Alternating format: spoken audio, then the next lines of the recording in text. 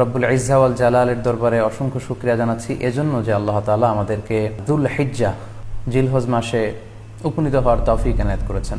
আমরা আজকে মালয়েশিয়াতে অলরেডি জিলহজ শুরু করে ফেলেছি এবং আমরা জানি যে এই জিলহজের প্রথম দশক মানে প্রথম 10টি দিন খুবই গুরুত্বপূর্ণ 10টি দিন।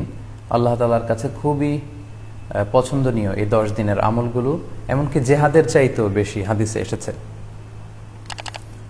এবং কালামুল্লাহ মাজিদে আল কুরআন আল কারিমে আল্লাহ তাআলা এই জিলহজের প্রথম 10 দিনের শপথ করেছেন। এই 10 দিনের এবাদত আল্লাহ তাআলার কাছে এত বেশি পছন্দনীয় হওয়ার কারণ হচ্ছে এই 10 দিনে আল্লাহ তাআলা উম্মাহাতুল ইবাদাত অর্থাৎ যত মৌলিক এবাদত আছে সবগুলো মৌলিক এবাদতের একটা সমন্বয় করেছেন জিলহজ মাসের এই প্রথম 10 দিনে, যেটা বছরের অন্য কোনো সময় কিন্তু পাওয়া যায় না। কারণ এই 10 দিনের ভেতরে সালাত আছে, নফল সিয়াম আছে, সাদাকা আছে, কুরবানি আছে, হজের প্রসঙ্গটা আছে, যেটা বছরের অন্য কখনো এরকম উম্মাহাতুল ইবাদত অর্থাৎ যত মৌলিক আবাদত আছে সব মৌলিক আবাদতের কম্বিনেশন সমন্বয় বছরের কোনো সময় কিন্তু আসলে হয় না, যেটা হয়ে থাকে জিলহজ মাসের প্রথম এই 10 দিনের ভেতর। এজন্য এই 10 দিনের ইবাদত আল্লাহ তাআলার কাছে অত্যন্ত বেশি প্রিয়। এজন্য আল্লাহ রাসূল সাল্লাল্লাহু আলাইহি ওয়াসাল্লাম এই 10 দিনে যাতে আমরা বেশি বেশি নফল ইবাদত করি আমাদেরকে উৎসাহিত করেছেন। পাশাপাশি আমরা যেন বেশি বেশি তাহমিদ, তাহলিল, তাকবীর দিয়ে এই 10টি দিনকে মুখরিত করে রাখি, এজন্য তিনি আমাদেরকে আদেশ করেছেন। এজন্য এই 10টি দিনে আমরা যেন বেশি বেশি সুবহানাল্লাহ ওয়ালহামদুলিল্লাহ লা ইলাহা ইল্লাল্লাহু আল্লাহু আকবার এই আজকারগুলো যেন আমরা বেশি বেশি পড়ি।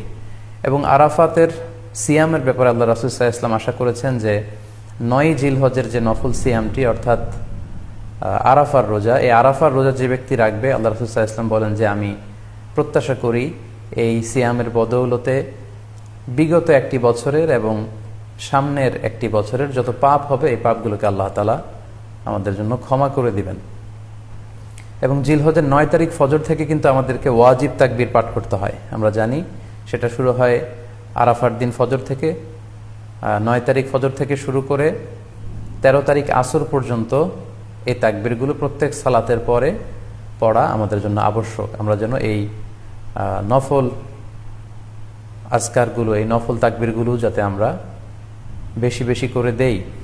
এবং যারা কুরবানি করার জন্য ইচ্ছা পোষণ করেছেন তারা যেন এই 10 দিনের আগেই তাদের মাথার চুল এবং নখ কেটে পরিচ্ছন্ন হয়ে যান এবং জিলহজের এই 10 দিনে তারা যাতে মাথার চুল না কাটে এবং হাতের নখ না কাটে, এই মর্মে আল্লাহ রাসূল সাল্লাল্লাহু আলাইহি ওয়াসাল্লাম আমাদেরকে গাইডলাইন দিয়েছেন। সব মিলে আল্লাহ তাআলার কাছে এই 10টি দিনের ইবাদত খুবই প্রিয়। এমনকি হাদিসে এসেছে, যেটা আমরা বললাম যে জেহাদের চাইতেও বেশি প্রিয়।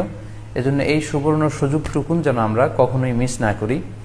তাই আমাদের সাধ্যমতো আমরা যেন বেশি বেশি নফল ইবাদত করি। আমরা যেন সুযোগ হলে পুরো 10 দিন ব্যাপী আমরা চাইলে নফল সিয়াম রাখতে পারি, আমরা বেশি বেশি কোরআন তেলাওয়াত করতে পারি। বিশেষ করে তাহমিদ, তাহলিল এবং তাকবীর, আলহামদুলিল্লাহ লা ইলাহা ইল্লাল্লাহ আল্লাহু আকবার, এই জিকিরগুলো, এই আজকারগুলো পড়ে পড়ে যেন আমরা এই 10টি দিনকে মুখরিত রাখি।